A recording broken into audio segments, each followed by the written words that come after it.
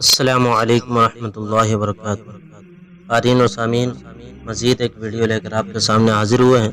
امید کرتے ہیں کہ آپ کو یہ ویڈیو پسند آئے گی۔ عنوان ہے قرآن مجید سیکھنے اور سکھانے کا عظیم اجر۔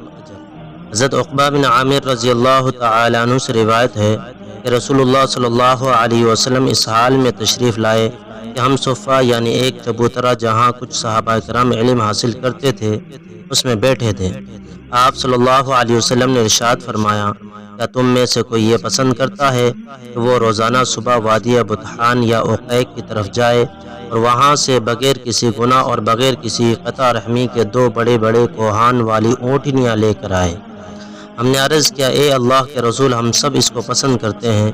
آپ صلی اللہ علیہ وسلم نے فرمایا، تو پھر تم میں سے کوئی صبح مسجد کی طرف کیوں نہیں جاتا ہے کہ وہ اللہ کی کتاب کی 2 آیتیں خود سیکھے یا سکھائے؟ یہ اس کے لیے 2 اونٹنیوں سے بہتر ہے، اور 3 آیتیں 3 اونٹنیوں سے بہتر ہے، اور 4 آیتیں 4 اونٹنیوں سے بہتر ہے۔ صحیح مسلم۔ قارئین و سامعین، اللہ رب العزت سے دعا ہے کہ اللہ رب العزت ہمیں قرآن مجید سیکھنے اور سکھانے اور اس پر عمل کرنے کی توفیق عطا فرمائے۔ جزاک اللہ خیر و احسن الجزا۔